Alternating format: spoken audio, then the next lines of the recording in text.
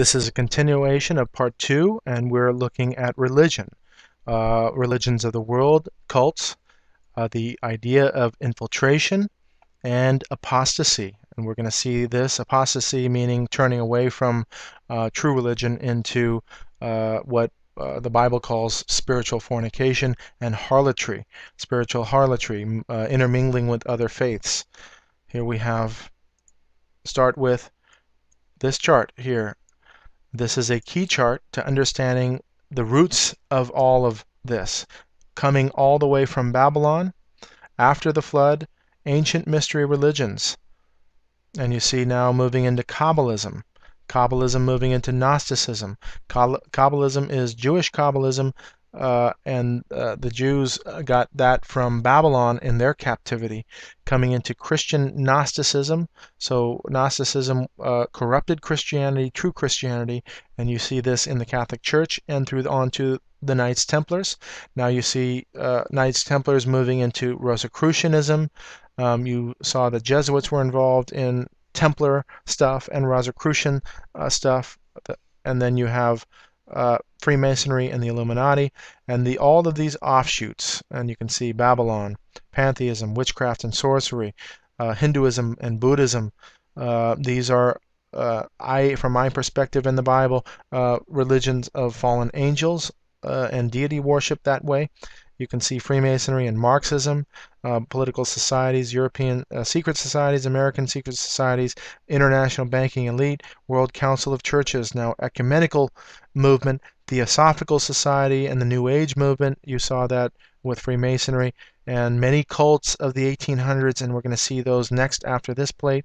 But moving into new spiritual technology, self-hypnosis. Oh, this is all New Age movement, but it in fact is Old Age practice. This is from actually from a movie by Paul Flynn called The Power Behind the New World Order. I really recommend this. But these are screenshots from that. Lucis Trust is run through the International Board of Trustees, John D. Rockefeller. All of these names involved here. You can pause this video to understand that these are all together. Education in the New Age. This is what they educate you with. Relativism. There is no truth. Your truth can be different from somebody else's truth.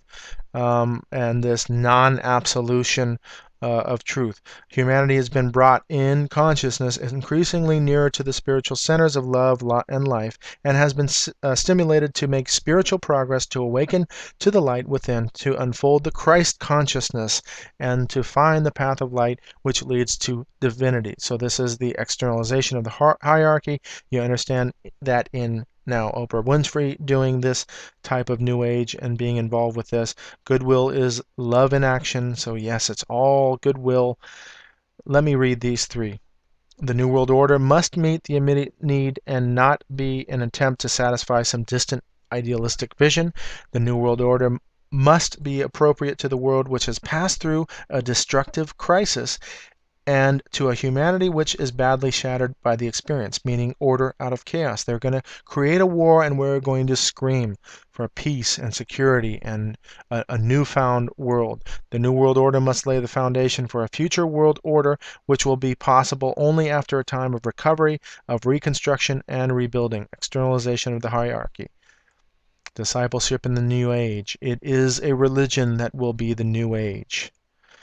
Understand that. The New Earth and Oprah Winfrey, she is the spokesperson for the New Age now. She endorsed this book, Secret, which is all about positive communication. Yes, all of that positive thinking. Think it and it will be done. Eckhart Tolle, she promotes hugely. And you can see by this pose that the New Age is in fact the Old Age. There is the Old Age stance. And that Old Age stance is Kundalini, Hinduism, Buddhism. You don't find this in Christianity at all. The Tree of Knowledge and the Serpent. You can see now this Kundalini. 7 chakras going on here. So you can attain enlightenment on your own. Look at this Hindu practice here and the serpents here going on there. I believe looks like an eye up there. But anyway, look, it just happens to be 33 vertebrate and moving up this chain of 33 degrees. Even in Hinduism having that. So this serpent must go from the bosom to the head, and that's how they like things to happen. And so now you can see here's the diamond shape. Early in that first part, you saw the diamond brand being done, and this is enlightenment as well as the elite. And this double-headed phoenix or eagle, and the eye in Freemasonry, 33 degrees there. Here's that chakra coming on, and the opening of the spiritual third eye. All of this symbolism here. And we see here the same pose, and look here, tarot cards being used in conjunction with this old world pose. Chakras here, the yin and yang symbol, as above so below, this hexagram triangle. Again, the same image, the serpent intertwining and opening up the spiritual third eye. They believe that they can attain enlightenment on their own this way. You can see that intertwining serpent. Here's the Ouroboros and those chakras. Here is that caduceus being used now in mythology. And I am telling you, this strange stuff having correlations between the double helix and DNA. And you can see this Time magazine here with DNA structure, even in this Time magazine structure with DNA being intertwining serpent. They know what they're doing, they know what they're saying. They want you to change your DNA. They even have triple helix DNA coming out, transhumanism, and this whole effort to adorn man. The fundamental thing about Christianity is that God is the sacrifice. We worship God. They don't want anything to have to do with God. They believe man will enlighten himself. Now, look at this Eckhart Tolle. He's friends with the Dalai Lama. They will bring this world into a brand new religion, and that religion will be the pure doctrine, Luciferian doctrine, under Satan and the fallen angels. Look at the Dalai Lama, now very good friends with John Paul, and they were such good friends that they're even immortalized here in wax at a wax museum. Ecumenical Buddhism, the ecumenical movement in Buddhism, bringing everybody together. They can say Orthodox Christians too. So Christians now intermingling with all religions. And so you see the flow chart of rivers flowing into one world religion. The head of that one world religion is Rome. Church unity in the papal office. They want to bring all religions back to Rome. United Religions here, you can see all religions represented. This is an interesting one because you have all religions with now these bloodlines, family crests. I took this image in Heathrow. The first Parliament of World Religions was held in Chicago in 1893. Now look at what Rome is doing. Here is the Fellowship of Faiths, all of these religions wanting to come together. United Nations is heavily involved with that as well. Now you move into the Catholic Church leading this ecumenical interfaith movement. Look at all the religions being represented. Here they are. Again, look at that ominous image. Here is man and woman, and look at the astrological signs around. Angels looking on. Ecumene, World Council of Churches. Proposed religious mergers. This is not that one, but this is another image. So just to tell you that somebody sees that this is happening. Look at this as key evangelicals and Catholics together, Catholics and Muslim. They're doing this through Fatima and Mary as well. We'll see that a little bit later. Finally, Hindus, Buddhists, and the New Age coming on through. This is happening right now. Atheism crossing over into finally the final doctrine of Luciferianism. Here's Billy Graham, the Protestant Pope, and the Catholic Pope together. All of that, we'll see what Billy Graham's ministry was about. One world again. Moving on. These are modern tracing boards in Freemasonry of the first 3 degrees, and you can see the tracing boards with all that occult symbology, and here, all religions now intermingling with each other. Look at within the lodge itself, look at they're doing the Pledge of Allegiance, and look at Bible, the Holy Quran, and the Buddhist Bible, all on the same plate. This is called spiritual harlotry. You can read Revelation 17 about the harlot, and we believe that the harlot church here, we can see it obviously, is Rome. And so look at Michael Jackson's large display. Many people watched this. This was after his death. Together as one. And so look at the world leaders, look at the religions here, look at these guys promoting all of this, understanding all of that. They are part of it. Yeah, sounds very noble. But Jesus said, again, he's exclusive to himself. Understand the fundamental difference. They are against Jesus. Even in the writings, they indoctrinate you to that. And so here is Madonna, and this is huge. Coexist, and getting everybody together, and in this world of peace and the New World Order. Here we are looking at Mormonism. This is a cult of the 1800s. Here's the Mormon founders, the first 5 presidents of the Church of Jesus Christ of Latter-day Saints: Joseph Smith, Brigham Young, John Taylor, Wilford Woodruff, and Lorenzo Snow were all Freemasons in the Nauvoo Lodge. All Freemasons, and you can read about that at the British Columbia Grand Lodge. Now they will show you some deception in that lodge with regard to what Freemasonry is, but I showed you in the first section of their writings. Brigham Young revised, you can see here the portrait of Brigham Young and him wearing his pendant, or this pin, which was a square and a compass, and there is a clear image of that square and compass. Brigham Young. Look at the weather vane design. That's the square and the compass. Looks like that is a torch. You see now, you saw that in earlier pentagram plates, but these stars, similarity between that shape and this shape in the star, the pentagram. Here's the pentagram in that star once again. Looking at Mitt Romney, now 2012 candidate, Bain & Company. He's a Mormon, and therefore he's a Freemason, because look at what Mormons are. This is an interesting symbol. That is that pyramid symbol. Look at the sly look at this businessman, Mormon businessman. But anyway, we see this that priests do and Freemasons do. You'll see some of that a little bit later. Here's the temple garments, which are the underwear, and the emblem of Freemasonry is embedded in the design of the underwear, the square and the compass. Here's the square and the compass in the underwear. There's the actual image. Here's the compass and the square in the underwear. So please, when you talk to a Mormon, just say Mormonism is Freemasonry, and you'll be correct on that notion. And you can even tell people about it and what Freemasonry is all about. Here's that elongated star once again. This is a museum in Utah with regard to the Mormon Church. I think it's they're showing a history of the Mormon Church.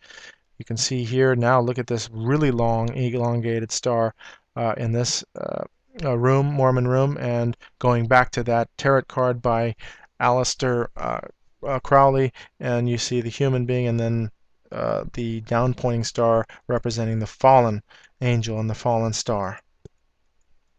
They believe Lucifer and Jesus are spirit brothers. They worship another Jesus, and this is warned in the Bible by Paul, of warning us that if somebody is teaching another Jesus, we're not to be intermingling with them at all, in fact. So Mormonism here, handshakes even the same. Magic and Masonry, you see that. First token of the Aaronic priesthood, look at the handshake. Even the rituals themselves, look at that. Tearing, throat cut across here. Tongue, tear the tongue out by the roots. As well, cut out the chest and pull out the heart and lungs here and here in Mormonism, and then tear out the bowels right here, and you can see here. Same rituals in Freemasonry. Come on, people, understand. This is in their This is what they're doing. These are now Mormons doing that. They're not Masons. Look, even the aprons are the same. This is that temple with the pentagrams moving along here. Down pointing stars. This is called the Beehive House, and we saw that beehive symbolism there. It looks like this is exactly what they do. They have the elite of Mormonism, and then they have everybody else following. And so the beehive, here's the beehive itself with the square and compass. This is the city at Dormant House. I believe that's the same. No, this is Salt Lake Temple. Okay. And so the beehive industry now, and that's, of course, the beehive state, the Great Seal of the state of Utah. And you see the beehive here, the beehive state, Utah. Look at even on the temple itself, the Eye of Lucifer, handshakes for brotherhood. You have all of this occult symbols of the sun, and here's the eye, sun, moon, fiery stones, cloud stones with rays of light. Now you have here also Egyptian hieroglyphs, and then you have here Adam and Eve and fruit at the altar. This is Cain's offering. Here's the lamb, understanding that that is biblically not correct. Here is another Jesus, the celestial Jesus that they have. They have all kinds of weird beliefs. If you understand them fully, they believe that they're going to have their own planet, that these men will have perpetual wives as women. They're going to populate that planet with their wives and live and reign on a planet. So very interesting and very odd belief systems. You can read all about it, Mormons and Masons, in this book. Now let's look at Jehovah's Witnesses. And this is Charles Taze Russell, the founder of the Jehovah's Witnesses. This is his tombstone. And if you notice here, he's called the Laodicean Messenger. If you understand your Bible, Revelation 2, chapters 2 and 3 describe the churches. The Laodicean church, the Church of Laodicea, is described as the lukewarm church.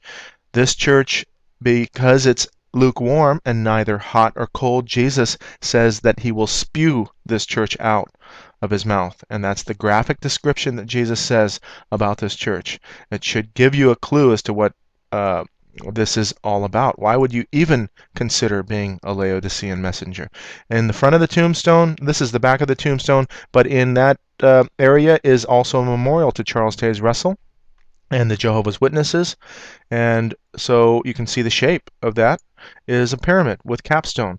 You also have the cross and crown, which is Knights Templar York Rite Freemasonry. It just so happens that this building behind this memorial is the Greater Pittsburgh Masonic Center. And you can see the square and compass there. So Freemasonry, Freemasons starting this Jehovah's Witness cult. They have all kinds of weird beliefs. They have their own version of the Bible, which is the New World Translation, and that is a gross mistranslation of the Bible. Watchtower Bible and Tract Society here, and you can see a close-up of that with a cross and crown. I don't know whether or not there was an eye at the top or not. Does not look like it. Looks like more like hewn cut stone. Now this is the cross and crown, Knights Templar. You can see the Order of the Knights Templar, use of the cross and crown. This is actually a phallic symbol, the crown being the female and the cross being the male through that. So they all do things, these Freemasons, to make it look like they're Christian, but they're not. But look at here, his literature. Here's the sun disk, or the winged sun disk of the Egyptians, and he's using this for his students, Bible students. Remember, Egypt represents bondage.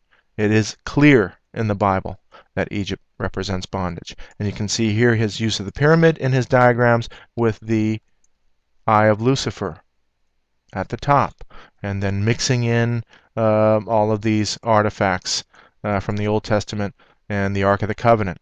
Now, why in the world, again, would you use anything Egyptian? Here's the cross-section of the plan. You can see that also that the pyramid is uncapped there. So the divine plan shown in the Great Pyramid. His friend was a Rosicrucian, and he used many of his charts for his books. And so his Rosicrucian friend has, of course, the pyramid tombstone. And even Rosicrucian order, you can see the use of Egyptian-style columns. And so you can see the literature here, and use of the Egyptian motifs. Here's the Watchtower magazine. There's a more clearer description on this side, and you can see the knighthood. These are papal knighthoods, and of course Freemasonry, which stems from Roman Catholicism and Freemasonry, Knights Templar stuff. Here's the Watchtower, and there is on the papal one of the papal crests in the Vatican. They use the Watchtower as well as many other symbols. You see lightning, Watchtower. Here's that Watchtower building. They are only allowed to read this literature exclusively. They're not allowed to read anything but their version of the Bible, the New World Translation, and their Watchtower tract. Everything else is off limits. And it just so happens that a Watchtower is at the head of Diana of Ephesus. Interesting to note. Here's the sermons again, and then here's a Jehovah's Witness space and the use of the Egyptian motifs. You can read all about this in the Watchtower and the Masons by Fritz Springmeier. Fritz Springmeier was a wonderful researcher into the occult and all of these secret societies. He was actually thrown in jail and just recently got out. But anyway, he's been an awesome researcher. Now let's look at Seventh-day Adventism. This is Ellen G. White, and she's the prophetess. And she is attributed to founding modern Seventh-day Adventism along with her husband. And this is their family. And we'll show you that they have been involved in the cult of Freemasonry. They stem from the Millerites, who predicted that Jesus was returning in certain years, and I believe this was 1843, and then they readjusted that to a year later. Now remember, in the Bible it specifically says that if a prophet prophesies and it doesn't come true, then you can be assured that that prophet is wrong. This Seventh-day Adventism still reads all of her literature and considers her a prophetess by that. But you can see now her husband using the hidden hand symbolism, which is in Freemasonry. There it is again. And there is her husband again.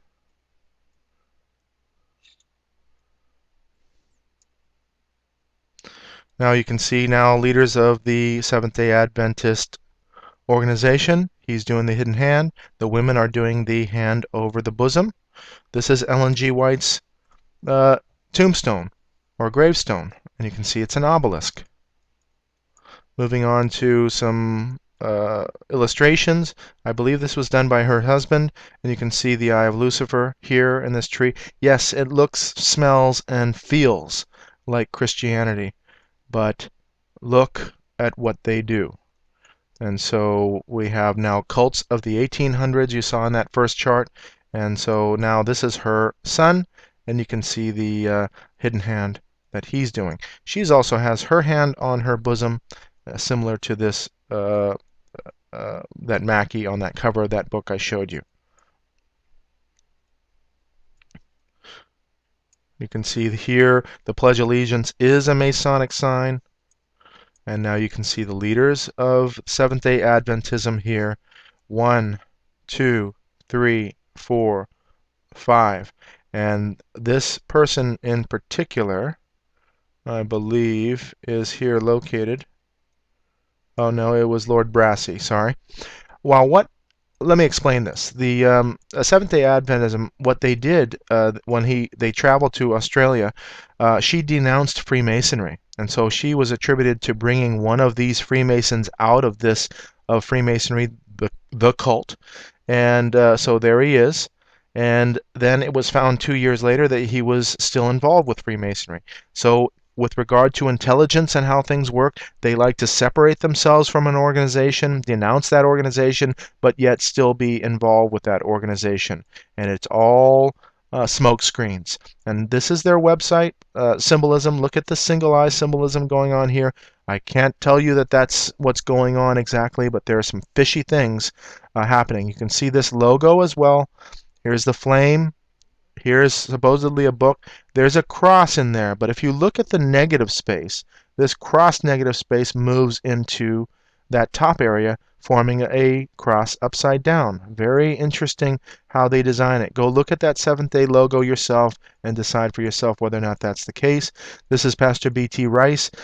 The ecumenical movement is huge, and look at they always shake hands with Rome, and you would be surprised how many churches, evangelicals, Protestants all over, they've been infiltrated so much so that the Rome is considered the true church. All roads lead to Rome in this case.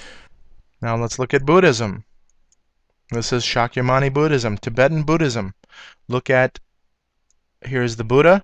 Look at the top. This is called the peacock demon. And I actually asked a Buddhist what this deity was, and they named it the peacock demon. They know that it's a demon. Look, next is the Naga, or the snake beings. Look at the characteristics of this peacock demon. Red, female breasts, so androgynous, and I even confirmed this with a Buddhist monk. That is an androgynous being. Bird's head, bird's feet.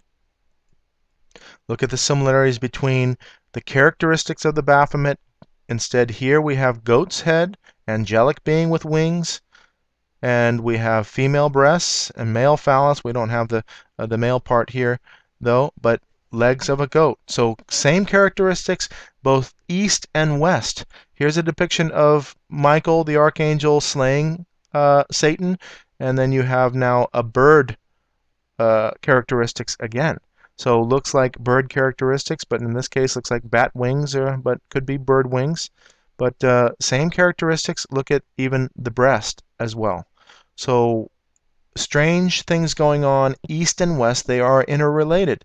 So this particular being here, this is called the Garuda. You see the Garuda here with female breasts as well, and Garuda Indonesia Airlines. The peacock demon, I couldn't understand this when I first was first described to me, but here is the peacock, and here is that Garuda up above, and that Garuda is holding up, usually holding up a Buddha, and sometimes or a god, that kind of a thing. And so there is this assistance of demons to attain enlightenment, and that is described in Buddhism. And so the Yezid, I can't remember, but there's a tribe. If you look up peacock angel or peacock demon, you get some Yezid tribe, and then you have you can see this image. This image looks very similar to the NBC peacock as well logo. So you look at now Hinduism. Buddha was a Hindu, and therefore Buddhism has the same thing that Hinduism has. And you see all these serpents that represent wisdom. Of course, that is the lie, and the Garden of Eden, and that story in Genesis. You can read all about it, that the serpent now is, for the Luciferians, is the savior of man. And look at the adoration of that serpent. These are all dragons in this Buddha description. Very elaborate idols, sculptures going on. Here's the Naga themselves, and you can see now the snakes behind. This is very reminiscent of perhaps Medusa as well. Look at the fiery serpents, brazen serpents, and the description of these. Interesting. There are biblical descriptions of these as well. Look at the that god, this one we saw in the first plate, in the whole part 1, and riding the dragon. And who is the dragon? The Satan and the devil. So Buddha hanging out with the dragon, and the reverence of this, and the idolization of this. Dragons. Now here we have the phoenix and the dragon paired. And this is a pretty key image. The phoenix representing the female aspect, and earth. The dragon representing the heavenly aspect, or male. And so we have this pearl. There is a description of a pearl in the Bible likened to heaven, the kingdom of heaven. So we have an occult description of this with the phoenix and the dragon, and you're going to see some strange things with regard to the pairing of these. I did want to come back to Joseph Campbell and tell you that I remember that Pawns and Kings is about a wizard. It's a fiction story about a wizard who becomes a master of his craft. So there's peculiar things going on with witchcraft and this myths. In addition to that, Joseph Campbell is actually his mentor was Carl Jung, and Carl Jung is known to be a mystic. And the lineage also of Carl Jung is Freud and Nietzsche. And so you have the psychology, no God, all of this. There is a purpose behind all of this. And I just want you to understand and research Joseph Campbell and his lineage and who he's been influenced by with regard to psychology and mysticism even. And it's odd that he would even write a book about a wizard that becomes a master of his craft with regard to Freemasonry. You see the checkerboard on his book cover. So moving along with the Ouroboros, cockatrice, snake and serpent biting the tail, and you have all of this occult imagery. This is alchemy and various astrology signs. Here's the cockatrice, half snake, half bird. And you see the Ouroboros even in Buddhism all the way around now. And it's very similar to that Dharma wheel and this God now covering this earth area. Here's the serpent intertwining the tree of life in Kabbalah. This is the 10 Sephiroth of the Kabbalah, and you can see the serpent around that. Look at the Buddhist symbol yin and yang on tarot card. And so that does not originate in Buddhism. It is an ancient symbol representing this duality, darkness being in light and light being in darkness. The Bible is clear that there is no darkness in God. God is light and there is no darkness in him. Here's the papacy or the priestess. And then you see the checkerboard pattern. Look at the yin and yang on the book itself. Even the crescent moon up there. This is the Prairie de Sion family crest. Moving on to Buddhism as well. Look at the repetitious prayer. This is in Hinduism, chanting. Chanting is invoking. And so here's Angelina Jolie with an invoking chanting prayer. And this is, or meditation. And these invoke demons. So look at now the Dalai Lama here. This is just a painting of him. He's got the eye up above. And so, yeah, they can depict him and show him either way, but he is a friend of Rome, and therefore look at the Roman hand of power, sign of the benediction. He says he's not a bad demon, and he puts horns up above. Again, in another section, putting horns up above. Check it out. Some Chinese officials have described me as a demon. I could be a demon with the horns, but I'm not a bad demon. So they do have descriptions of white witches, dark witches, good demons, bad demons, said the Dalai Lama while addressing a program on Mother Teresa in Kolkata. So look, he's describing it in Buddhism. They have deities and they even have demons and describe them as demons. So we are oblivious to religion as a whole, and I want you to understand Buddha was a Hindu. Hinduism is many gods. Buddha simply cut out a lot of gods. Zen Buddhism is really the culmination into really atheism and the worship of nature and what the characteristics of nature are, peace and balance and all of these things that are Zen Buddhism. Let's move on with Catholicism. This is actually 3 whole plates, and I'm going to move straight into Constantine. This is a picture, painting of Constantine's conversion and his vision in the sky of this cross up here. And there is Constantine. And look at this description of this vision, supposed vision he had. But look up here in the corner, and that is none other than a dragon. So we'll see what Rome is all about Look at the opulence of Rome. If you call this Christianity, you have to be thoroughly confused. Look at the cross even. Close up that cross. Look at the tridents. We've seen those tridents before. Here is Hinduism and Shiva, and we have all of this pagan stuff being intermingled, and it's a testament to what they are doing today. Here is Neptune and that trident. Moving on, here is the opulence of Rome again. Look at the Medici family. As I studied architecture, the Medicis who were involved in Rome, I believe that even had a pope that was a Medici. They were patrons to the arts. They owned everything. And so, yes, we admired the Medici family, and sure, I want a patron for architecture that would fund my designs as well. Here is the statue of David, and look at all of what they fund. Here's Leonardo da Vinci.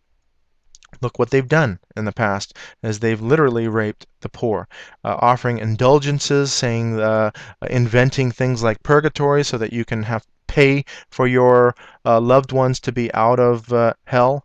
Look at them. This is actually the cross of Lorraine, that double cross. And look at the iconography that they use. There's that cross of Lorraine. There's the triple cross.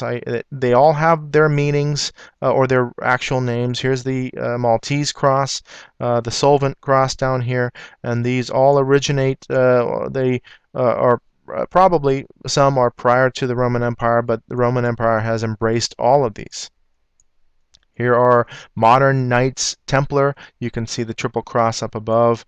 These old guys, they probably know what they're doing, but they are in this club. At the lower levels, the pageantry of it all is just fascinating to them, and I can't even believe old men would dress like that.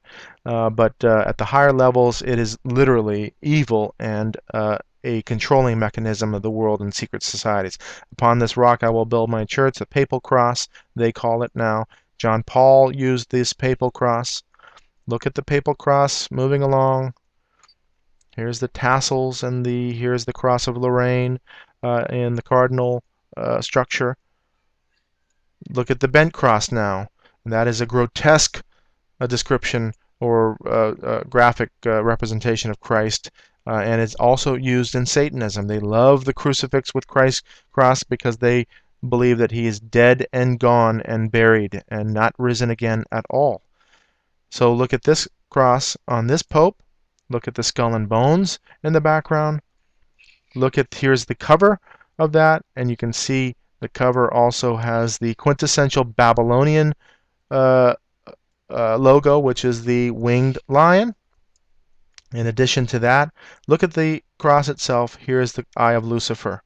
Here is that lion and wings. Now looking at a close-up of that. On the bottom here is the globe.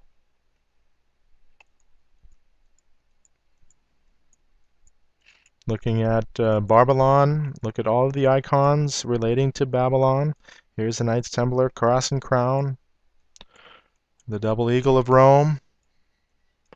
Look at the hat that they wear. This is the fish hat. And so you can see on its side, I actually visited Notre Dame in France, and they had one of the popes sarcophagus in the back, and whether it was a pope or bishop with this hat, and as it's laid on its side, I think I have a description of that somewhere. But anyway, this is the fish hat, Dagon.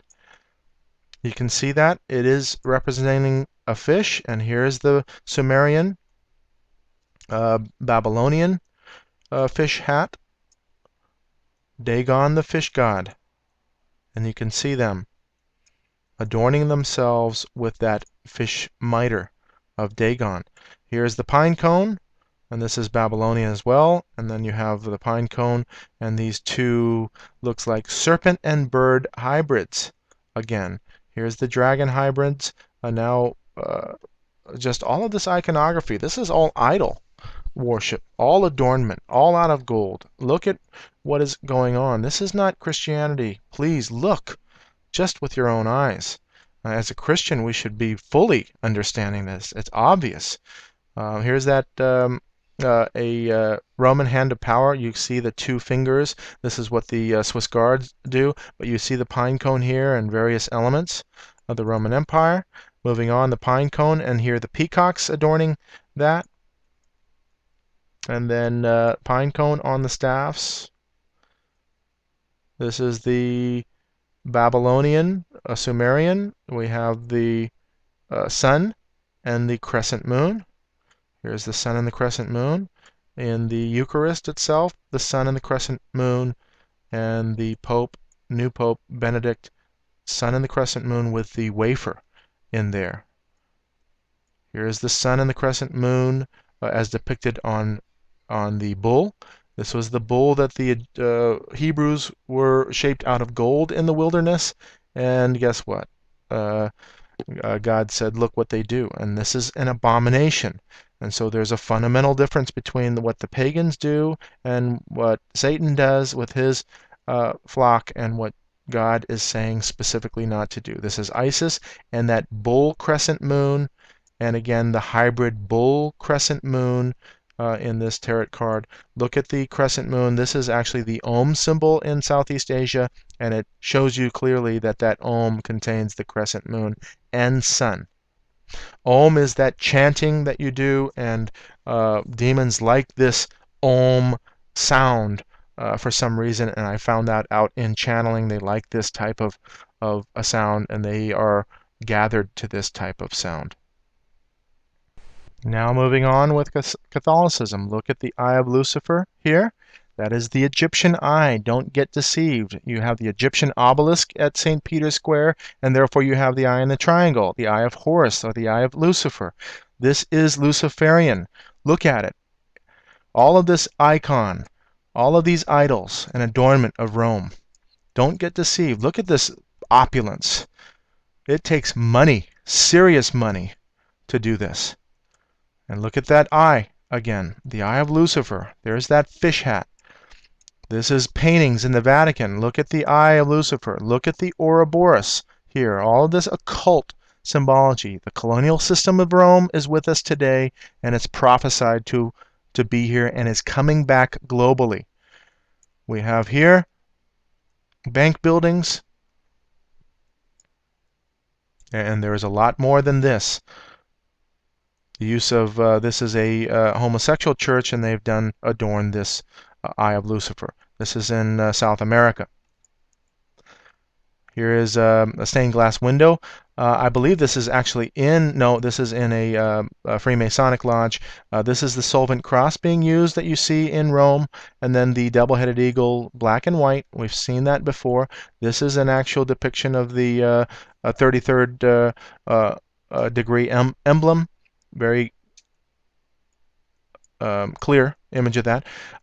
Like I said, I don't like to quote from Blavatsky, but she tells you that the Templar and those Masonic lodges which now claim to a direct descendant from the ancient Templars, their persecution by the church was a farce from the beginning. So I can corroborate that information.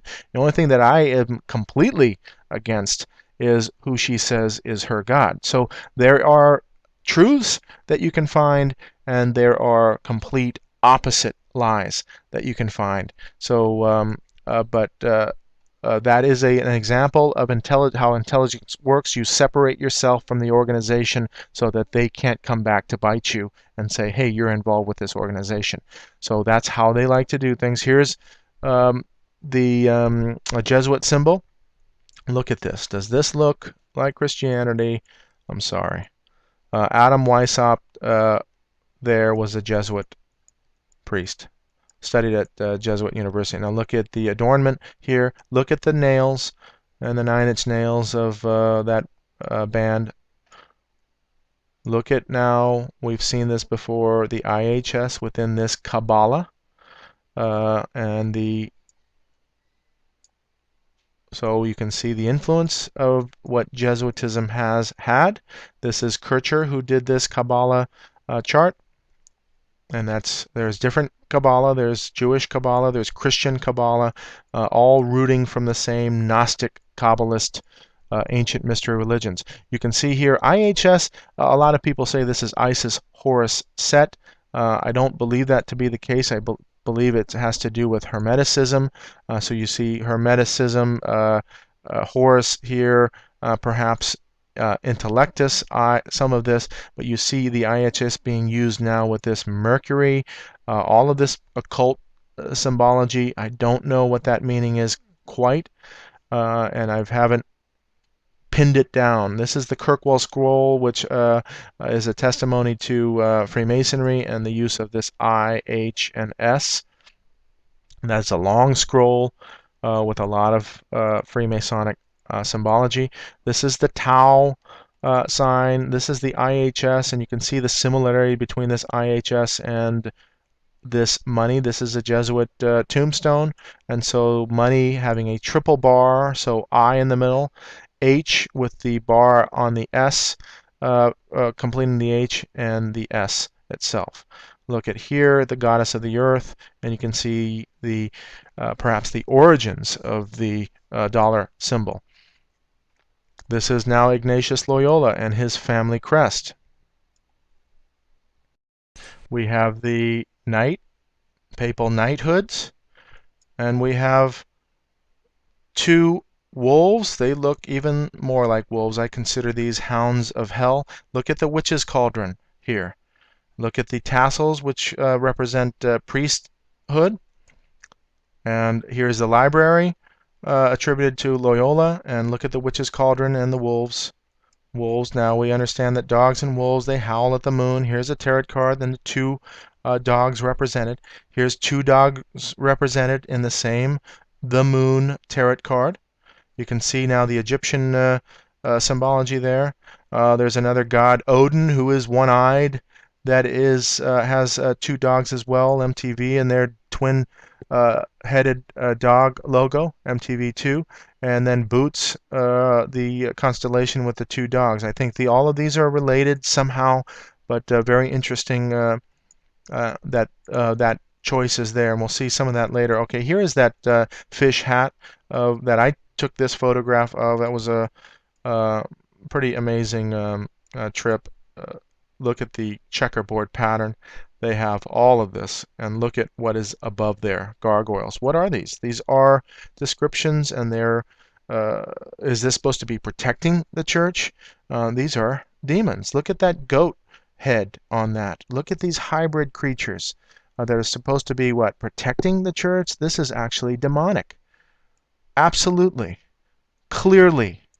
Please don't be friends with Rome. Look what they do. This is a harpy type creature. Look at the female breasts here that you saw in the Baphomet, and the legs of birds' legs, this kind of thing going on. Look at this. Fantasizing reality on cartoons for your children.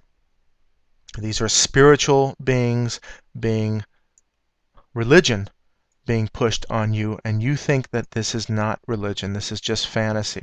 And so you go up in arms against Jesus.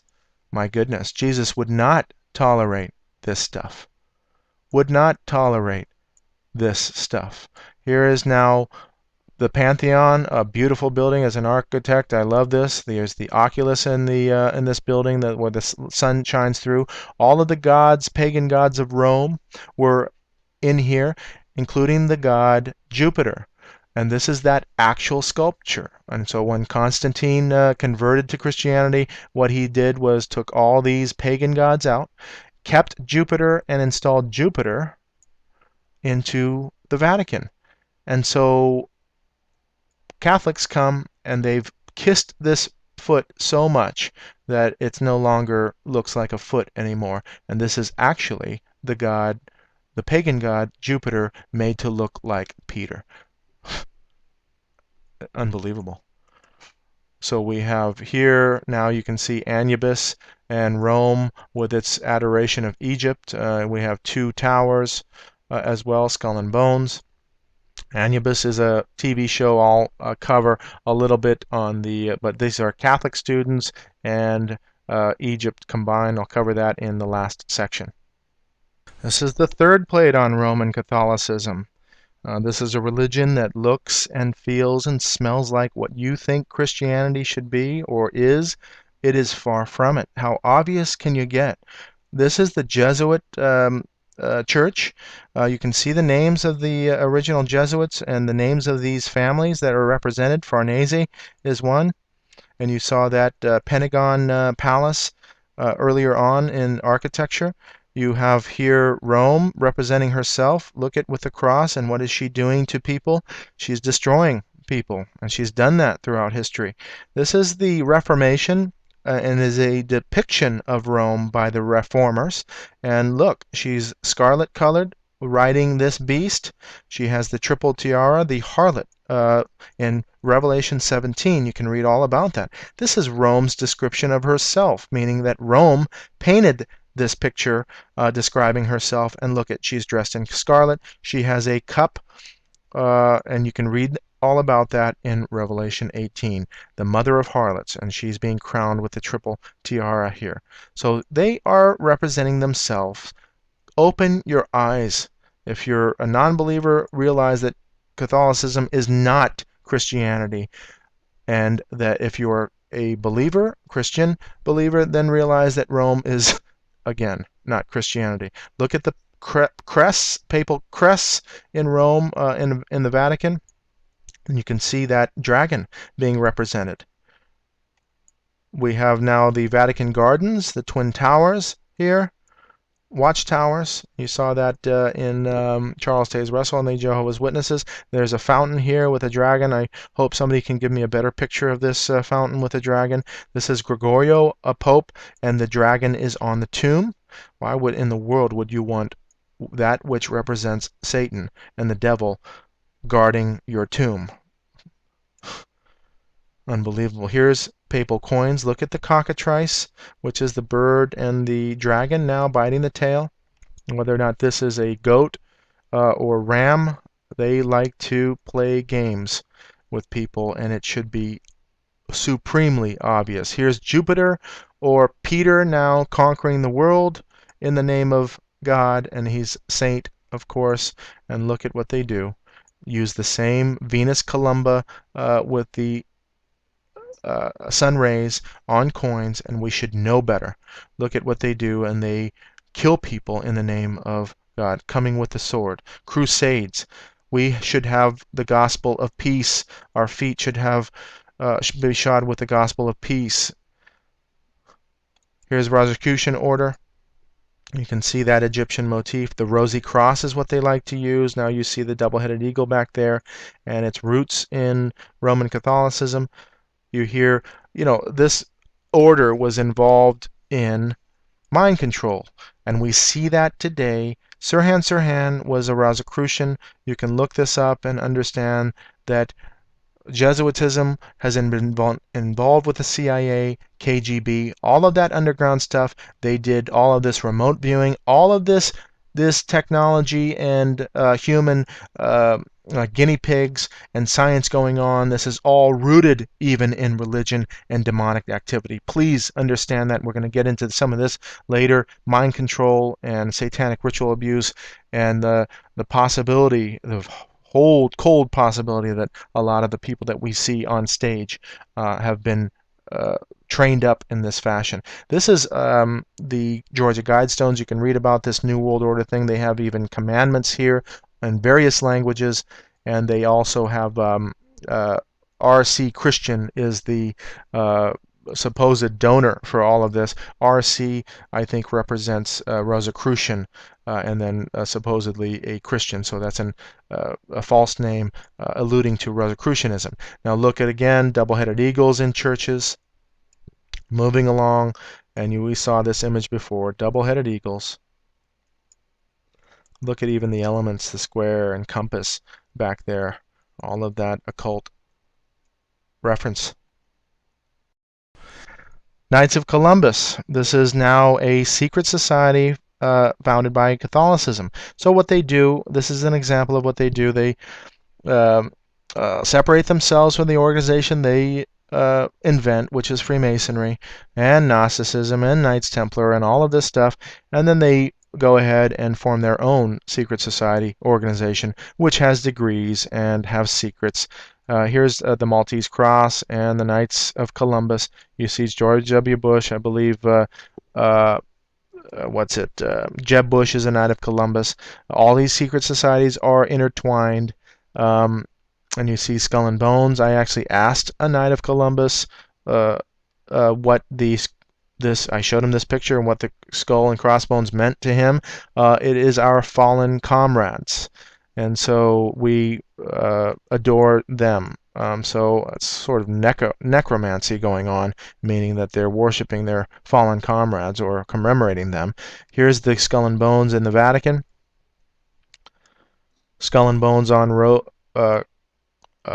crucifixes and rosaries. Skull and Bones everywhere. This is Eastern Orthodox, which is an offshoot of Roman Catholicism.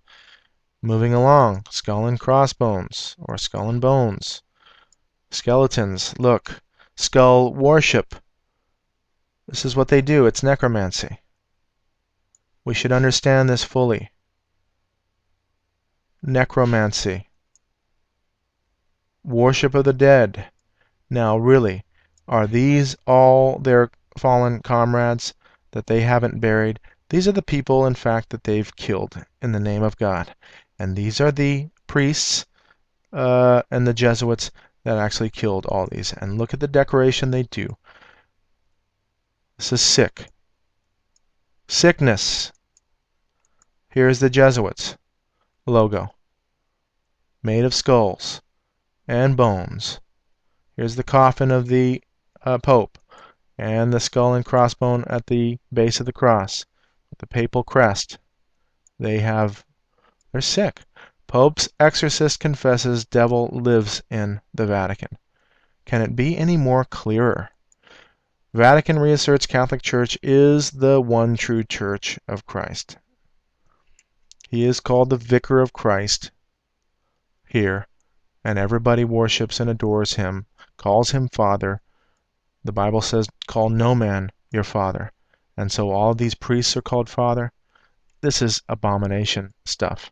The aliens should be regarded as our brothers, Pope Benedict. I haven't attributed this yet, but there is the Vatican astronomer that says that alludes to aliens and saying that they would evangelize or convert or baptize aliens, actually, is what he said. So look that up and see what they do on a grand scale. Moving on to Islam. Let's look at what Catholicism has in relation to Islam. And the Word became flesh to make us partakers of the divine nature. For this is why the Word became man, and the Son of Man became the Son of Man. Son of God became the Son of Man, so that man, by entering into communion with the Word and thus receiving divine sonship, might become a son of God. For the Son of God became man so that we might become God. So we becoming gods, big G, the only begotten Son of God, wanting to make us sharers in his divinity, assumed our nature so that he, made man, might make men gods. So we are going to become gods according to them. The deepening of faith in the virginal motherhood led the Church to confess Mary's real perpetual virginity even in the act of giving birth to the Son of God, made man. In fact, Christ's birth did not diminish his mother's virginal integrity, but sanctified it. So she is the perpetual virgin. And so the liturgy of the Church celebrates Mary as Aor Parthenos, the ever virgin. She had children with Joseph after Jesus. This is a fact. And so now she's relegated to goddesshood and the perpetual virgin. Again, this doctrine, the objection, this is 500. These are all catechisms of the Catholic Church. Again, this doctrine, the objection is sometimes raised that the Bible mentions brothers and sisters of Jesus. The Church has always understood these passages as not referring to other children of the Virgin Mary. In fact, James and Joseph, brothers of Jesus, are the sons of another Mary, a disciple of Christ, whom St. Matthew significantly calls the other Mary. They are close relations of Jesus according to an Old Testament expression. So another Mary is there as well. Jesus is Mary's only son, but her spiritual motherhood extends to all men whom indeed he came to save. The son of whom she brought forth is he whom God placed as the firstborn among many brethren, that is, the faithful, in whose generation and formation she cooperates with a mother's love. She is the co-redemptrix. There is no other man, the Bible says, no other name by which men are saved but Jesus, not Mary. She is not a mediator. This is what Rome believes. The church's relationship with the Muslims now. The plan of salvation also includes those who acknowledge the Creator in the first place, amongst whom are the Muslims. These profess to hold the faith of Abraham, and together with us they adore the one merciful God, mankind's judge on the last day. So they are claiming that the Allah of the Muslims is the same God that Yahweh is. It could be further from the truth. Islam and Catholicism, same face, different masks. Understand what is going on. Now you can look this up yourself. I believe that Rome invented the Islamic faith. Muhammad's wife was a Catholic, and there is a peculiar story about what went on here. And this is an example of the dialectic going on and the establishment of war going on between these two. Look at the Pope kissing the Quran and Arafat kissing the Pope.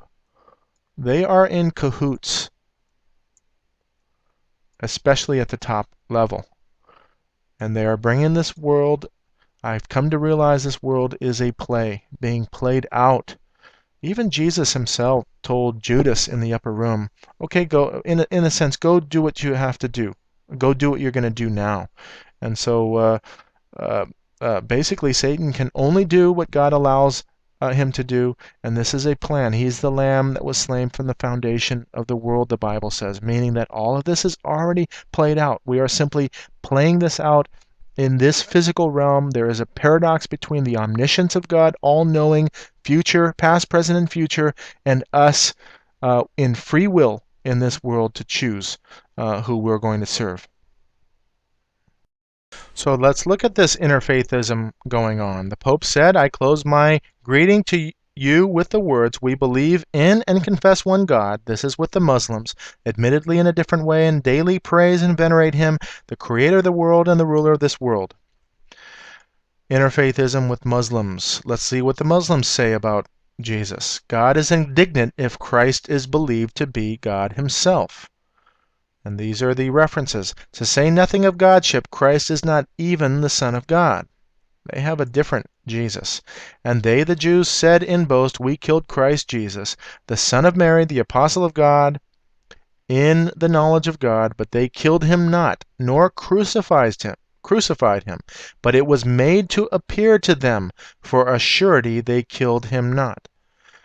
This is direct opposition from what Christians believe.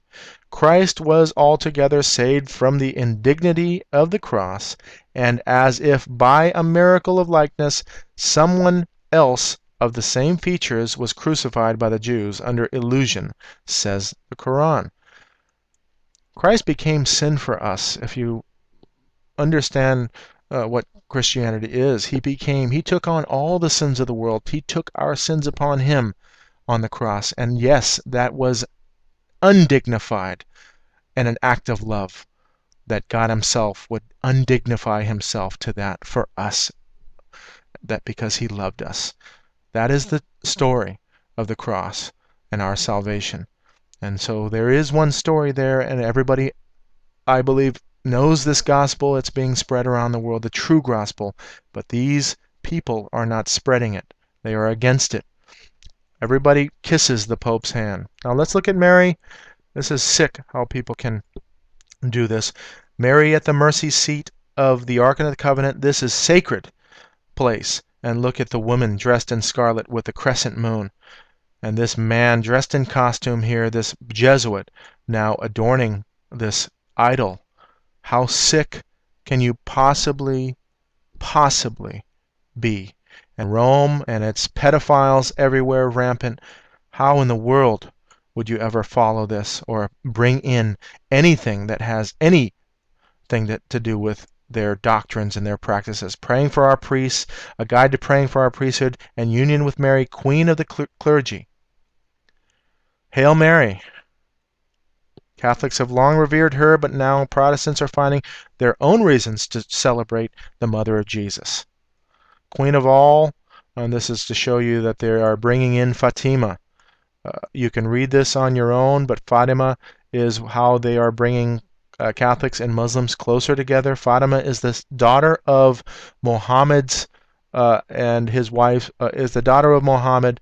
Her name is Fatima, and supposedly she has apparitions, all of this stuff, iconography, blood coming out of hands, and this stuff. Apparitions. You can see now here prayer beads in the Muslim world, prayer beads in the Christian world, prayer beads, even the dress of nuns and the dress of the women in Islam are the same. Moving on to the Kaaba. This is the square cube, and within that square cube, this is supposed to be one of Abraham's houses or something like of that nature, but one key aspect of that is on the side of it is this meteorite, black rock, black stone. They kiss this thing. They touch it. They revere it. And that black stone has its roots in the moon god of the Sumerians. And you can see this moon god here. They have different aspects. Sometimes they're female moon gods. This one in particular is a male moon god. You can see also here in ancient Arabia, the sun god was viewed as a female goddess and the moon as the male god. It has been pointed out by many scholars as Alfred Guglielmi. The moon god was called by various names, one of which was Allah. The name Allah was used as the personal name of the moon god in addition to other titles that could be given to him. And you can see that for yourself. Now looking at what is supposedly the satanic verses, check this out. Here's how the Quran once read, and they included this. Near it is the garden of abode. Beheld, the lot tree was shrouded in mystery and unspeakable. Mystery unspeakable. His sight never swerved, nor did it go wrong. For truly did I see of the signs of his Lord, the greatest. Have ye seen Lat and Uzzah, and another, the third goddess, Manat? These are the exalted cranes, intermediaries, whose intercession is to be hoped for. What? For you the male sex, and for him the female? Behold, such would be indeed a division most unfair. They have omitted these goddesses. And who are these goddesses? The son or the daughters of Allah. And you see them here. Uzzah, Alat, Manat. There they are in the Sumerian description of these goddesses. Or tablet, anyway. Moving on with Saddam Hussein, Tariq Aziz was a Chaldean Catholic. And so there he is, shaking hands with the Pope. Here is Catholics now meeting with Hussein. They are powerful diplomats. They own, and this is their colonial system. Ailing Aziz makes impassioned plea to Pope for early release. So showing you that why in the world would he make a plea to the Pope for any release? Vatican pledges its support to build war-torn state. They have the money to do so. And the power to do so. Look at war itself, and look at what war has become as far as the culture of war. Here's the Nazi SS symbol. Why in the world would we ever take a picture with a U.S. flag? The mentality of the soldiers that they have risen, video games and all of this virtual killing has made this culture. Would you ever support any troops wearing skull masks? And this is not to, I'm not trying to bash people in the military, but this is something, war is serious business. Why in the world would we ever do this type of thing? And so the culture that they've raised our children up in is wrong with regard to war. We should be in a protective mode rather than a mode of fantasy and coloring our guns, for goodness sake. It's unbelievable. So we have now this SS here. If you actually look at the logos of companies in the military, snakes and dragons and lightning bolts and all of this imagery that is just evil, straight evil. And I can't understand why we tolerate this. And the only way that I understand this is that it is controlled at the top level, and it's meant to be. And so how can we justify ourselves this way? And so they have fueled this on both sides of the issue. They have radicalized Islam. This war is coming. Prophecy is going to be fulfilled no matter what. From my belief system, evil or good, God's word and plan is going to be fulfilled in this case, from my perspective. Let me read from the Quran to make you understand what their concept of heaven is. As for the righteous, they shall surely triumph. There shall be gardens and vineyards and high-bosomed virgins for companions, a truly overflowing cup. They will sit with bashful, dark-eyed virgins, and chaste as the sheltered eggs of ostriches. Yes, and we shall wed them to dark-eyed houris, beautiful virgins. They shall recline on couches ranged in rows to dark-eyed houris or virgins. We shall wed them. In them we will be bashful virgins. Neither man nor jinn or demon will have touched before. Then which of the favors of your Lord will you deny? Virgins as fair as corals and rubies. Then which of the favors of your Lord will you deny? We created the houris, the beautiful women, and made them virgins, loving companions for those on the right hand. In each there shall be virgins chaste and fair, dark-eyed virgins, sheltered in their tents, whom neither man nor jinn will have touched before. The Bible does not have any of this sexual, worldly description. Christians are described as the bride of Christ. We are married to Christ. He is the bridegroom. There is no description of this earthly sexual pleasure. From the Hadith, Ali reported that the Apostle of Allah said, "There is a paradise, a market wherein there will be no buying or selling, but will consist of men and women. When a man desires a beauty, he will have intercourse with them." There it is. Moving along.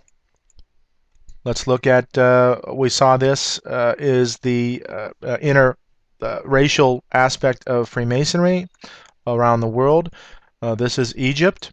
We can see here there are some dignitaries of Egypt here. I believe this man, the Egyptian president. You can read this, Nasser. There's, I believe that's Nasser. I'm not sure exactly who they is, but here's Anwar Sadat. And I believe that's Nasser. I could be wrong here. I'm not up to date on that. I did know at one point, but it's a lot of information. Now let's look at the exactly 72 virgins. Virginity is just one of their attributes. Is not in Quran. It is from Hadith, which is quotations of the Prophet, peace be upon him. In Islam, there are 4 sources of knowledge: Quran, Hadith, account of the life of the Prophet, equivalent to the Bible, scholarly writings on jurisprudence, manners, interpretations. You can say schools of thought. Hur is the Arabic word for this mistranslation. They are a creature in human form. Their attributes are virginity. Never been touched by a man before. Extreme beauty, extreme lovely and cute, etc. You get the point. They were created as part of paradise's enjoyment and entertainment. After all, that is why we call it paradise. However, the Muslim women will be much, much more beautiful and attractive than these, or this is because of their higher status being a man and their strive for faith in this life. Interesting that this aspect and this promise of virgins is there. And so one further note we should understand by these promises why Islam is radical and why they can have suicide bombers come in. But in combination with things like this and seeing U.S. troops doing this, I'm not saying it's across the board, but they see this happening. And I've seen some grotesque things and torture and all of that being played in the news. to play this on both sides. The Bible says none is righteous. None of us. Both sides are not righteous. And we seem to think that we're the righteous ones. And as a Christian, I need to go out with peace to people and tell people of the gospel, the saving gospel of Christ, rather than being on a war mission saying that we have to go do this thing. God is going to take care of everything. Now, this is the plate that is going to get especially evangelical Protestant Christians absolutely confused and up in arms and wanting to research whatever and saying that this is wrong. This is Billy Graham. Look at his handshake. He is a known Freemason, Truman, and Billy Graham is what's known, my mother says he's the Protestant Pope, and that's exactly what he is. Look at that as a young man and that pressure on that knuckle. Clearly a Masonic handshake. In addition to that, he puts the hand over his chest as a sign of respect. You can read about this in The Deadly Deception. They actually had to take Billy Graham's name out of this in order for this to get published. So Jim Shaw, former high-level Freemason, says that Billy Graham was at a 33rd degree ceremony. That means he is a high-level Freemason. The clergy and the craft, you can read about Billy Graham and his support of the Demolays. There are thoughtful, concerned young people who seek to correct the errors in moral navigation that have been made by their elders intelligently and responsibly. These are the young people upon which the hope of America's future rests, and the Demolays are part of this group. May God richly bless the Demolays as they continue their good work. The clergy and the craft. Reverend Forrest D. Haggard, Billy Graham supported the Demolays. There's Demolay himself. This is the Demolays in their rituals. You see the pyramid in the background, the Masonic checkered floor. Here is one of the founders of the Demolay, or one of the patriarchs of the Demolays, building Freemasonry through Demolay. You can see all of these logos here. Moving on with Billy Graham. Billy Graham only got to his position because he had support. William Randolph Hearst, the media mogul. If you've ever been to that Hearst Castle, it is fantastic as far as the opulence and money that it took to build that Hearst Castle. There's also a lot of occult symbology there and all of the ancient mystery religion embedded into that architecture. Los Angeles Times, Billy Graham recalls help from Hearst. Evangelist Billy Graham recalls in his new book the pivotal point in his young ministry when, during a 1949 Los Angeles crusade, a two-word directive from publisher William Randolph Hearst to Puff Graham made him an instant celebrity worldwide. He had help, and the media has been on his side. The sudden front page coverage showed on Graham by Hearst newspapers in mid-October, after 3 weeks of little notice, was quickly matched by other newspapers and news magazines, literally a media circus descending on his rallies under a big tent. Billy Graham on Time magazine. Wow. Exalting a preacher, putting him in the status of the preacher and the presidents. He is almost passed away now, very old. Look at him as a young man hanging out with presidents, not rebuking them, hanging out with fellow Freemasons, secret society members. Oh boy, in the Bible it says that Satan can transform himself into an angel of light, and no marvel, don't marvel at all that his ministers can transform themselves into ministers of righteousness.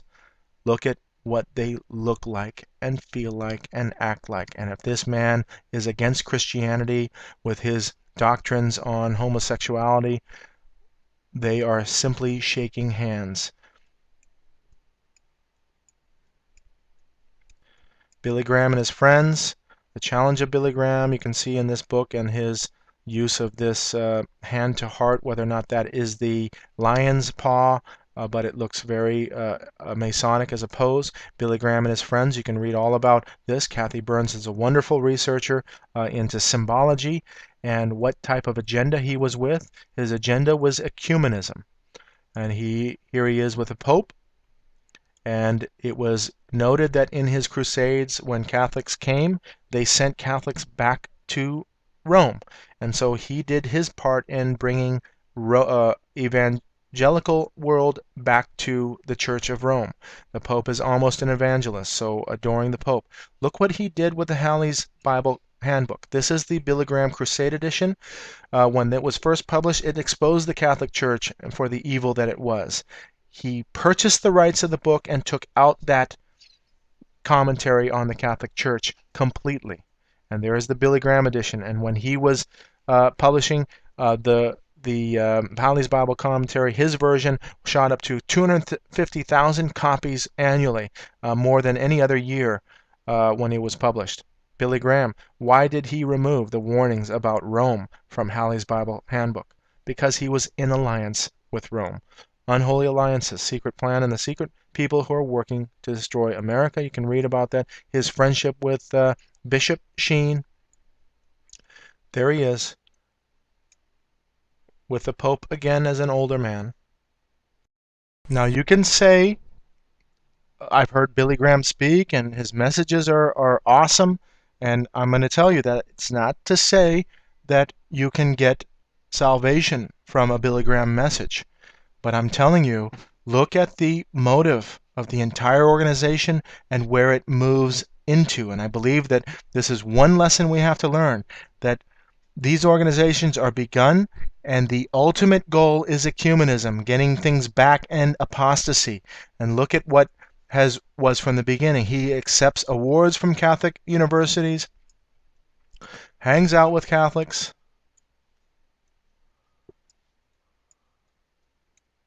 accepts the Templeton Award, the Templeton Prize.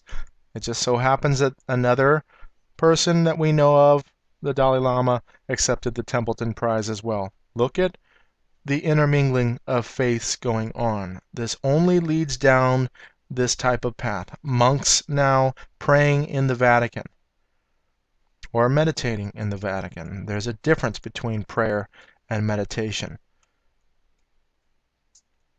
Billy Graham and Paul and Jan Crouch. That's a very peculiar handshake there, and I'm not saying that it is, but very peculiar going on. Please understand, does this look like Christianity to you? It's a joke. And this is a double-tiered effect on intelligence and how they operate. They make you turn away from Christianity because this is what you see on television. They want you away from Christianity. And then they want those Christians that are completely ignorant to follow this. It's a double-tiered effect. Here's Paul Crouch now shaking hands with the Pope, the adoration of this man in Rome. Billy Graham and Dr. Schuller. I believe Schuller is a, I think it's an Oral Roberts graduate. I'm not sure if that's true. I do know that Norman Vincent Peale was involved with Robert Schuller and got him started, and he's a known Freemason. Look at this hand sign that he does. It's very similar to the Freemason Jesse Jackson's hand sign. Look at this. It looks like a down triangle.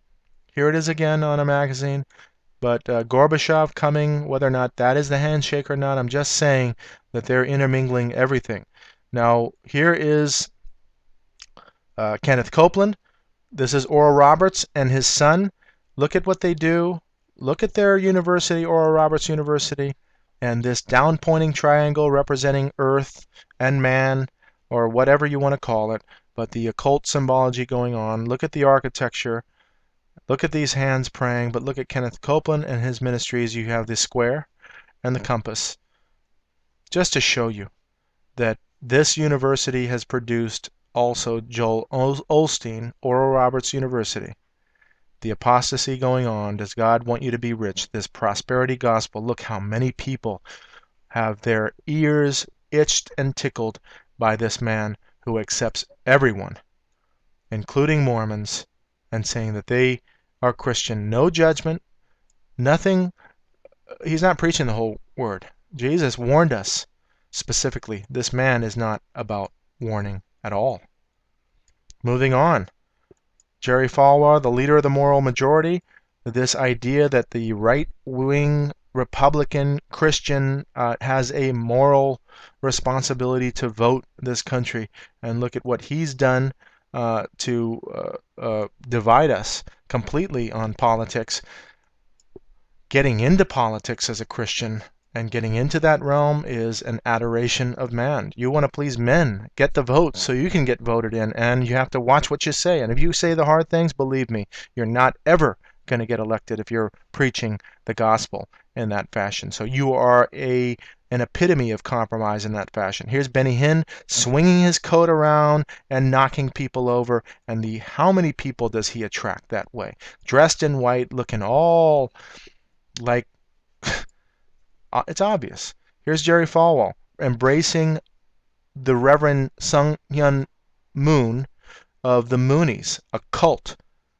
That's that man, supposed Christian right-winger, hanging out with Sung Hyun Moon. Get away from me. Don't let me take a picture with you that people can see. Now look at Liberty University, Jerry Falwell's university, Liberty University. Who's giving the commencement speech? None other than Mitt Romney, the Mormon. Wake up, people. Understand what these are. Just research it for yourself and who they're hanging out with and what they're doing.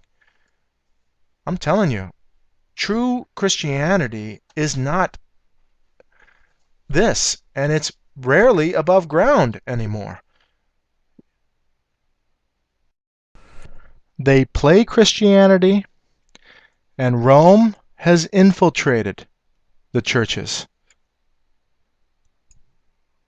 The Council of Trent, Vatican II is all about the ecumenical movement, bringing everybody back to Rome, all of the churches together. Understand that they infiltrate. They are in the churches. They hide in the churches. This is Sung Hyun Moon, and this is there were senators involved here of crowning them Messiah.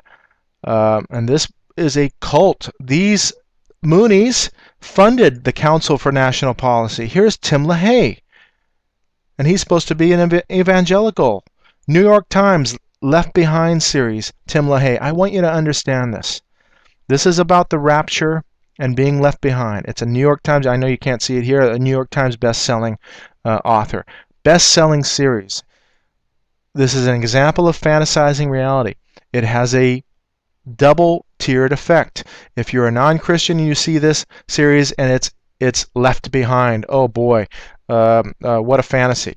I don't believe in that nonsense. As a Christian, you look at this series and you go, oh yeah, I believe in that. They now say these Christians are crazy. And he has a pre-tribulation doctrine. You can look that up. It's a rapture before the tribulation, and it has an effect of being telling you that it is against that doctrine is not valid. So there are layers of how they do things, but Council for National Policy was funded by Tim LaHaye. Tim LaHaye uses the cross and the crown. That is Templar Freemasonry. York Rite, also in the Prophecy Study Bible. And you have the use of the A, the Masonic style A. But interesting things going on, and I'm telling you, if they are national New York Times bestsellers, if they are on TV, please just look into it. That doesn't mean that some of their doctrines and their studies are valid. They just have a method and a purpose on the media level to sway people away from Christianity when they do this type of thing. The Bible says don't put your trust in men at all, and this is the lesson of this plate. At all. And just put your trust in God. That's it. No man should be trusted. All men are liars, the Bible says. So research it for yourself. Look at the Word of God and count that as truth rather than throw it all away in this case, because I believe your soul is at stake. Here's the Will Smith. He's doing the sign of the claw or the lion's paw. Here's now the evangelist, Pat Robertson, doing the lion's paw. You can see in Morals and Dogma and Freemasonry, the lion's grip, the lion's paw. Here's Osiris. The occult has their own born-again experience. And you can see it clearly that the Masonic sign is this lion's paw on Time magazine. This man is a son of a senator, and they gather the Christian right-wing crowd. Rick Warren. This man is powerful because they let him be powerful. His whole thing is purpose-driven. They implement church growth formulas for growing your church and not saying the hard things. Purpose-Driven Life, now translated in many languages. Hugely successful book. Look at him hanging out with presidents. Same thing, calling Jesus Isa to the Muslims, and now moving into this ecumenical, a common word, saying that the God of the Muslims is the same as the God of the Bible. And so here they are, hanging out with Muslims. This accord for one peace. He's a Council for National, a Council on Foreign Relations member, high level. Him speaking at Muslim. He brought a Muslim into his church. At TED Talks, it's all about purpose. If you find your purpose, that's what God wants you to do. Nothing about the gospel message on this national, international stage. Many scientists and of all walks of life come and speak at TED. High-level people come there. Look at now the next Billy Graham, T.D. Jakes. What does he do? A life on purpose. Same thing. If you can find your passion, that's your purpose. And hanging out with the New Ager, Oprah, having a good time, and look at the Life Class Tour. Tony Robbins, Deepak Chopra, all religions here. He's not talking about Jesus. He even calls Jesus the product. Merchandising Jesus. Let's wake up. 30,000 people in his church. This man here, his influence is huge in the evangelical world. Understand what's going on and get wise to it. Okay, in this plate we begin with Wicca, which is modern witchcraft. You see the symbols here, the triquetra and the pentagram. Down here, the two crescent moons and the sun or star. So mote it be, one of the sayings in Wicca witchcraft. You can pause the plate here if you want to read this entire section, but founded by Gerald Gardner, who was a Freemason. And then you can see on the influence it's had on children, i.e. the Harry Potter series, hugely successful, and teen genre. Also, teen paranormal romance has been a huge genre in bookstores. Moving along here, the rituals, initiations, and you see the use of the pointed dagger or the sword. This is similar in Freemasonry. And you can pause the screen here to read the similarities between contemporary Wicca and Freemasonry in the rituals that they do. So mote it be, they also use that in Freemasonry as well as witchcraft. And the precise similarities between the two groups are that both groups cause candidates to strip off secular clothing, cause the candidate to be divested of all metal.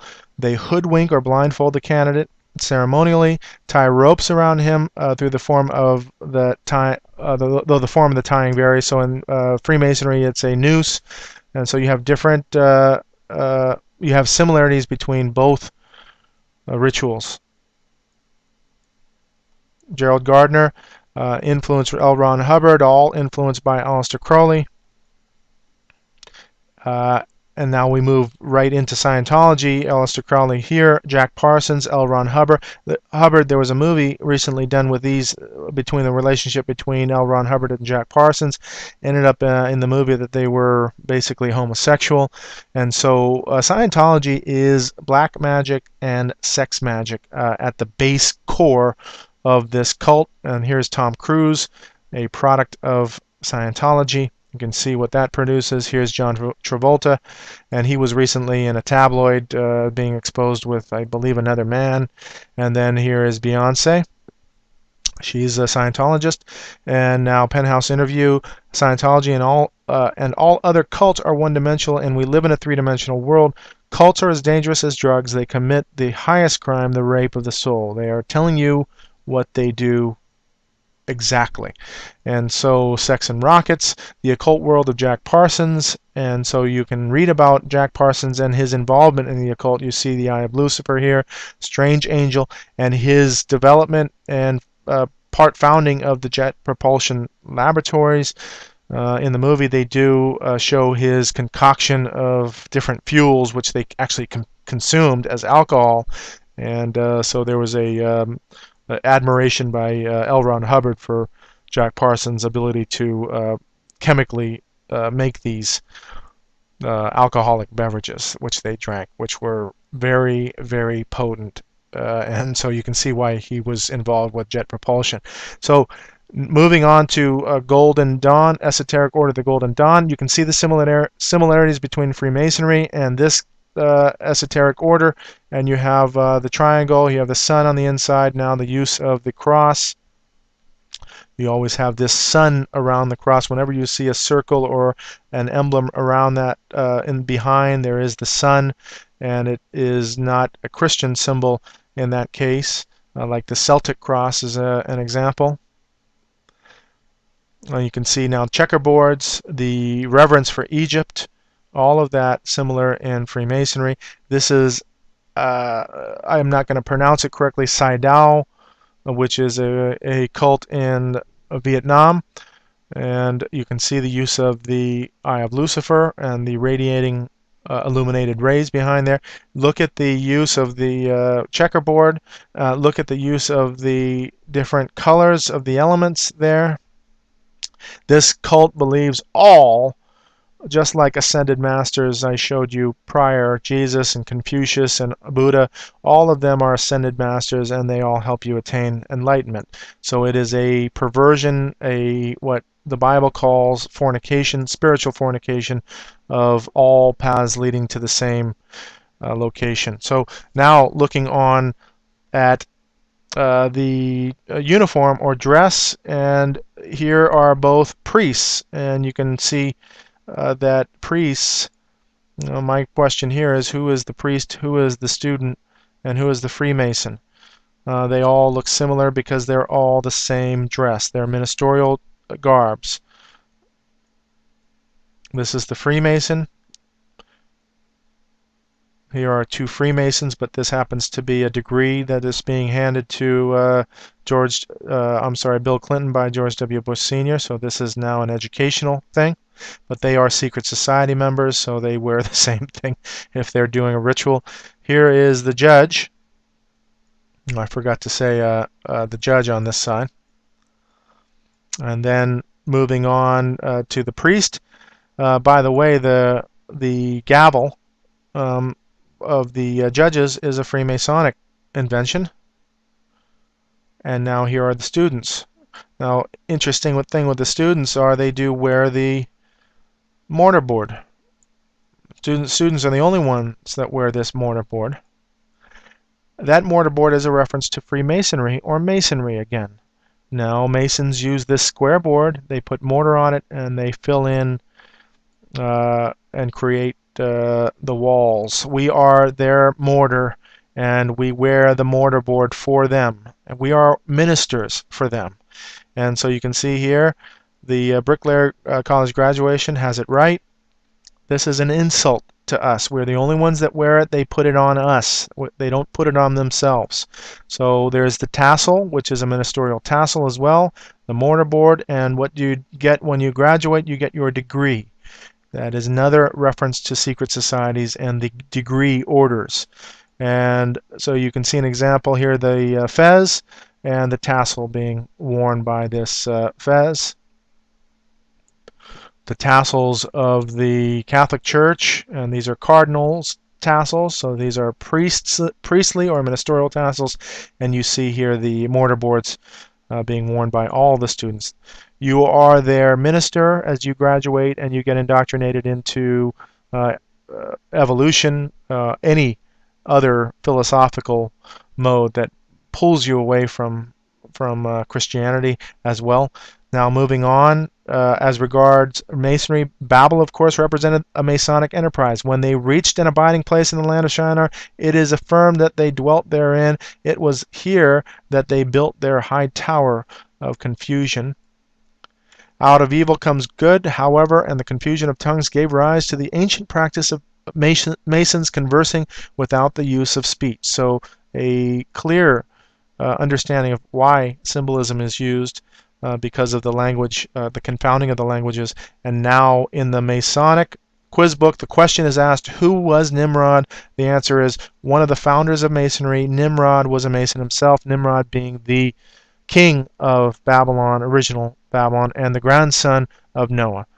And so they can understand this fully on the Freemasons understand this fully and regard all of their brethren as Masons going all the way back to Nimrod.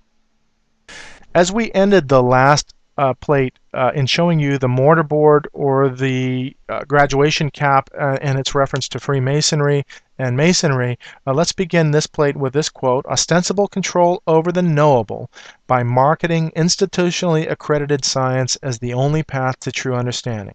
That institutionally accredited science is the only path to knowledge, meaning that if you're not going to be a scientist and accredited, you have nothing to say. That is patently false. There are all kinds of people with knowledge and wisdom in esoteric and academic realms, and they are just discarded. In this case, look at what you are taught in as a main curriculum, which is evolution, the origin of species by means of natural selection, and look at the alternate title, Preservation of Favored Races in the Struggle for Life.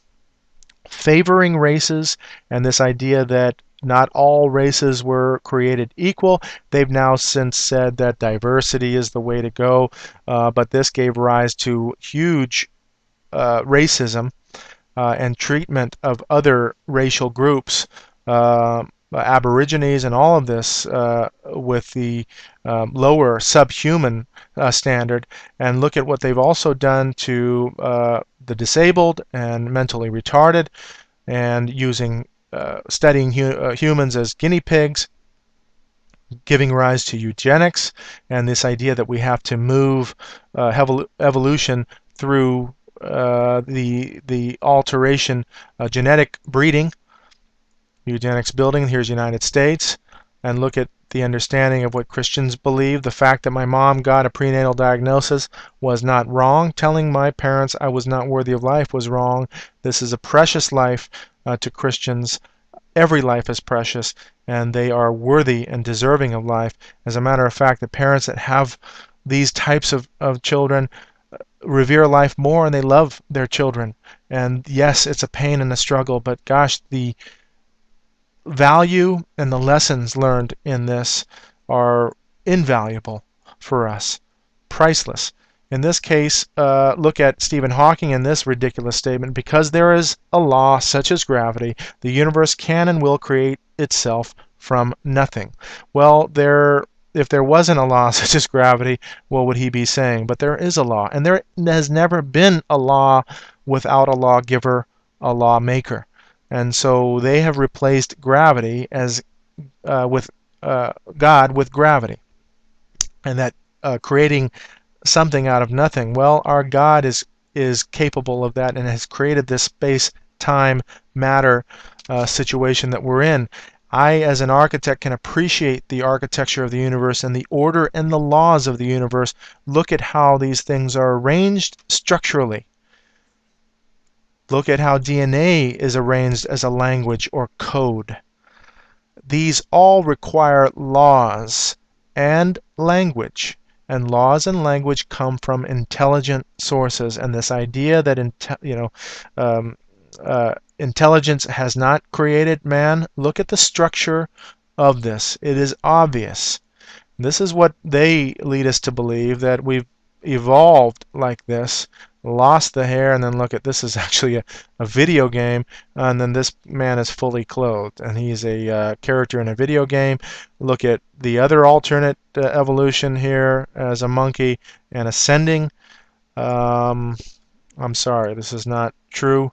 Adam now was the first man biblically. You can see the length of years, over 900 years they lived. You can see that even in the Babylonian kings lived long. So when we see this reference biblically, we can see a world civilization's timeline, and these are very similar as far as the length. So as far as when Adam came to be is about this area, about give or take 1,000 years off. But from the rise of civilization to the first man, we can even see that anthropologically that that's the case. Look at the similarities in the legends of cultures around the world, Assyrian all the way to Hawaii and Sumatra. Look at the destruction by water. All of these looks like 95% at least, all black, and this is the flood. You can see the ark provided here, the similarities between these legends. Look at the Chinese characters. Let's look at this one. You can pause the screen if you need to. The devil, garden or field, alive, secret, man or son. So he was in a garden, secret, he's alive, man or son. The tempter, this is interesting. Here's the devil. Here's a tree and a tree, which means they have two trees, which is the tree of knowledge of the good and evil, the tree of life, and covered, under cover. So the devil there, boat and ship, this is striking. Vessel, 8 mouths or 8 people. This is also people. I showed this pictogram or this kanji in Japanese to my wife, and she was astonished with that. She was astonished with this as well, and the biblical connotation: create, dust and mud, alive, mouths or people, and walking. So the person walking. So you have 8 mouths over here for the boat, but this is a person walking alive out of the dust and mud, and that is the creation story in the oldest language that is known to exist now. Look at the Freemasonic diploma. You have here Anno Lucis. Let's look at these ones here. They're all Anno Lucis, by the way, but AL, Anno Lucis, or the Year of Light.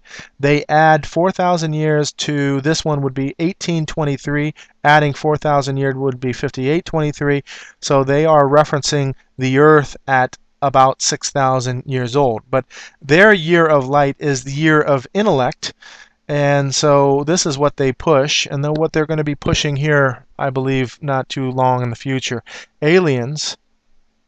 Look at, he also has an Egyptian mask on, but aliens now altering man's DNA, going from ape to human, and you can see all of the logos here. Now moving on with Richard Dawkins, the quintessential atheist.